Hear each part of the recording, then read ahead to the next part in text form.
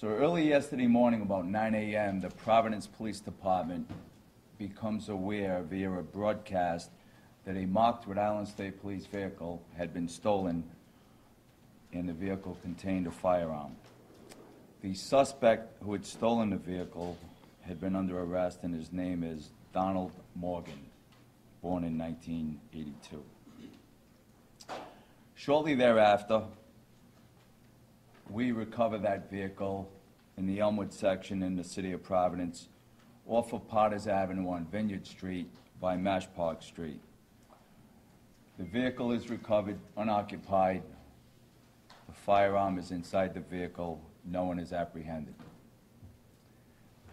Approximately an hour later, a Providence police officer, Juan Rodriguez, receives information from an eyewitness on Atlantic Avenue that a subject fitting that description who had stolen the marked police cruiser was getting into a white pickup truck.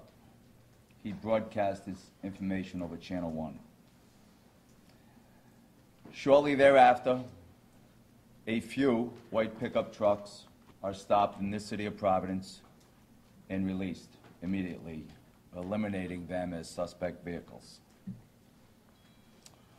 About 10:35, Sergeant J. Kennedy broadcasts on Channel 1 that Cranston PD is attempting to stop a white pickup truck on Silver Lake Avenue at the city line. The truck had been refusing to stop and is heading inbound to Providence. Sergeant Bohm broadcasts on Channel 1 that he is behind that vehicle. Now, I must add that the information that Juan Rodriguez got was that a subject was attempting to get in the back of that white pickup truck. That was information from the witness. Sergeant Bohm picks up the white vehicle that clearly is attempting to elude police, driving in an erratic manner, driving at high speeds, putting the general law-abiding public at risk.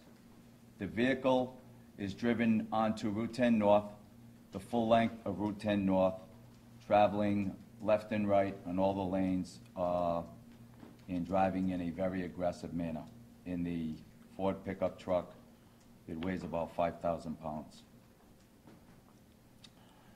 Up ahead, Providence police officers had been preparing for that pursuit to be coming into the area of 95 North or South. Sure enough, the vehicle goes 95 North. There's traffic that's built up blocking the path of the fleeing pickup truck with the suspects and the police officers attempting to stop it. So minutes later, as the vehicle is caught up into traffic, officers converge on the vehicle. As that vehicle is driving in a very aggressive manner, and we'll show you this video shortly, this vehicle is now being used as a weapon in an attempt to flee, and it is hitting other cars. It is ramming at least one other car, and is rocking back and forth. Police officers converge on that vehicle. Police officers, as they are authorized to do by the court, after some moments, feel that there is significant and imminent danger to people on the scene, begin to use force and to use lethal force. Several shots are fired by the Providence Police and the Rhode Island State Police. The Providence Police shoot about 20 rounds in total. We believe that's the number, but the investigation continues, and all those rounds have been accounted for. In total, there were over 40 rounds that are fired. While this is going on, Providence police officers are broadcasting shots fired. The vehicle is trying to run them over, hitting other cars, and rocking back and forth. There are two separate volleys of gunfire. And then the vehicle becomes inflamed in smoke, and the firing, the vehicle stops, the threat is over, the gunshots stop, and police move in. While that is going on, while all that chaos is going on, a Providence police officer heroically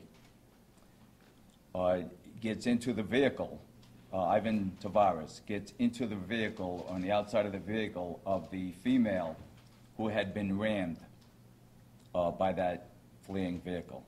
So he has the presence of mind to get her out of harm's way into safety. He pulls her from the vehicle around the side of some other vehicles that had been witness to this and put her into safety. A very courageous, heroic act, and quite frankly, he saves her. The identified occupant of the driver, who we find as we move into the vehicle, is shot and killed. His name is Joseph Santos, age 32. He is DOA. We later learned today, with an autopsy, he is shot a couple of times.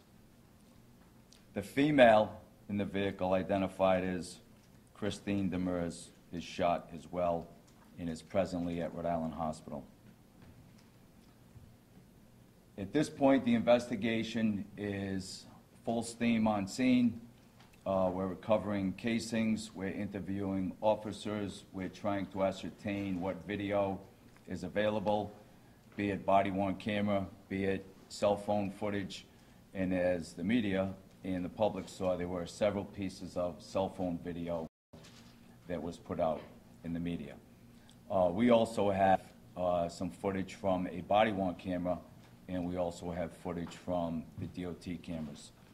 And we believe that footage shows the acts of the officers as doing exactly what we would want them to do in stopping an imminent and significant threat at that moment for the people around the vehicle attempting to flee and being rammed and hit by this fleeing vehicle. So those are the names of the people in the vehicle. Donald Morgan, who stole the Rhode Island State Police Cruiser, is still at large. He has not been apprehended. The question may come as to whether he was connected with that vehicle. That is still under investigation, and that still remains completely unknown. However, we believe that we will get there with that information.